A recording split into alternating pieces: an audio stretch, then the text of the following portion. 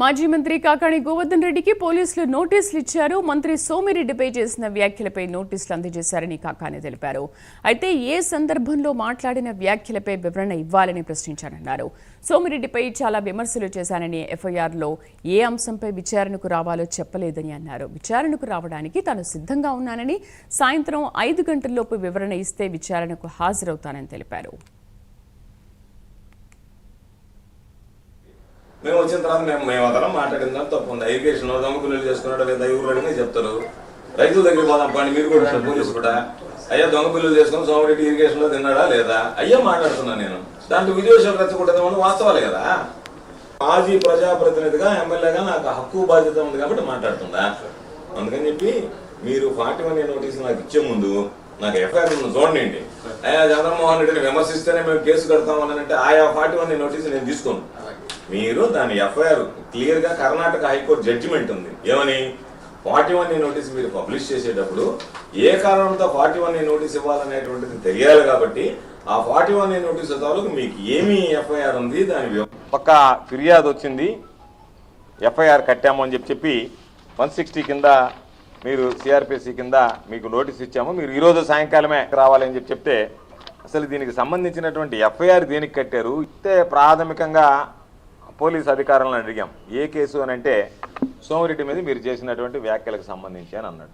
ఇప్పుడు ఒకవేళ సోమిరెడ్డికి నేను చేసినటువంటి వ్యాఖ్యలు ఏమన్నాయనేటువంటిది నాకు ఇతిమిద్దంగా చెప్పలేదు. సోమిరెడ్డి మీద నేను ఈ మధ్యకాలంలో కొన్ని వ్యాఖ్యలు చేశాను. వాటిలో ఒకటి నేరుగా స్కానర్ పెట్టి, ఒక ప్రైవేట్ స్కానర్ పెట్టి దొంగతనంగా ఇరువు రీచ్కి సంబంధించినటువంటి ఇసుకని కొల్లగొట్టాడు. అది ఆధారాలతో సహా చూపించాం. అంటే సీఎం నేనేం పెద్దగా దూషించలే. దరిద్రపు చర్యలకు పాల్పడేటువంటి వాళ్ళని మనం ఏమంటాం, ఈ విధంగా దరిద్ర పనులు చేస్తున్నాడు కాబట్టి దరిద్ర పనులు చేసేవాడిని దరిద్రుడు అని అంటారు మామూలుగా సాధారణంగా. అదేమీ అంత తిట్టు కాదు. ఒకవేళ చంద్రబాబు నాయుడు నా తిట్టేమన్నా బాధించిందేమో నాకు తెలీదు. అది ఏం పెద్ద ఏమీ అంత సీరియస్గా నా మీద పోలీస్ స్టేషన్లో కేసు పెట్టాల్సినంత వ్యాఖ్య కాదని నా భావం. అది మనిషికి గౌరవం అనేటువంటిది ఇచ్చిపుచ్చుకునే తట్టుకుంటుంది తప్ప పోలీస్ కేసులు పెట్టి నువ్వు నన్ను తిట్టకూడదు, పోలీసు కేసులు తెప్పి నువ్వు నన్ను గురించి మాట్లాడకూడదు అనుకుంటే ఎక్కువ మాట్లాడుతున్నా.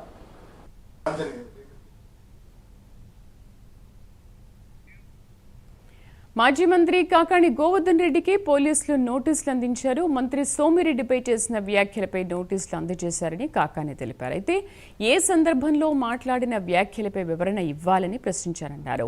సోమిరెడ్డిపై చాలా విమర్శలు చేశానని, ఎఫ్ఐఆర్లో ఏ అంశంపైన విచారణకు రావాలో చెప్పలేదని అన్నారు. విచారణకు రావడానికి తాను సిద్ధంగా ఉన్నానని, సాయంత్రం 5 గంటల్లోపు వివరణ ఇస్తే విచారణకు హాజరవుతానని తెలిపారు. మా కరెస్పాండెంట్ నరేష్ పూర్తి సమాచారం అందిస్తారు. నరేష్, విచారణకైతే సిద్ధం అంటున్నారు కాకండి, అసలు ఏ అంశంపైన రావాలి అనే దానికి పోలీసుల స్పందన ఏంటి, ఏమన్నారు? మొత్తాన్ని చూసుకుంటే నెల్లూరులో ఇటీవల వరుస ఘటనలు జరుగుతున్నాయి. వైఎస్ఆర్సీపీకి సంబంధించినటువంటి అంబటి రాంబాబు అయి ఉండొచ్చు, అదేవిధంగా జోగి రమేష్ అయి ఉండొచ్చు.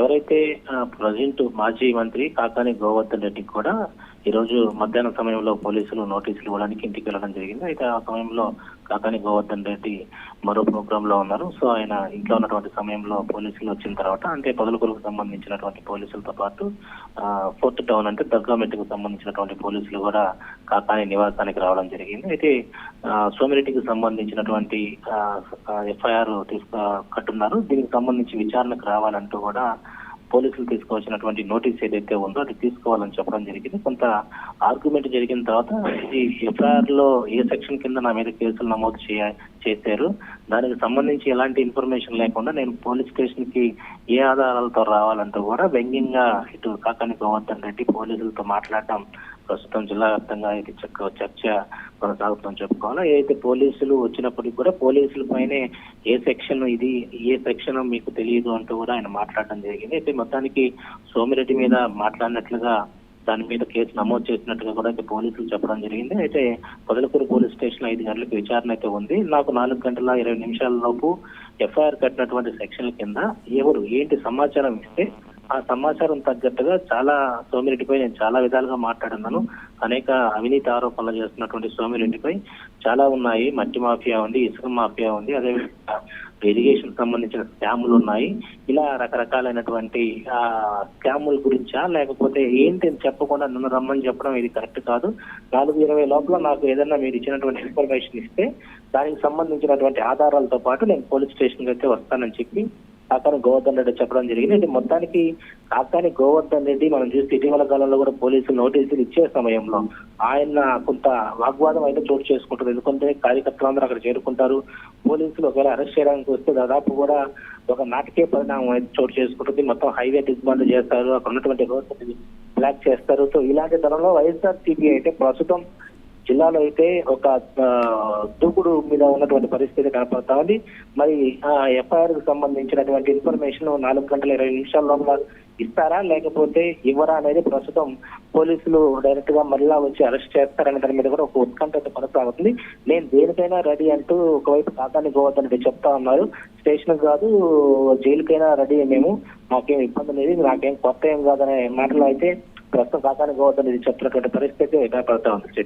Right Naresh, thank you.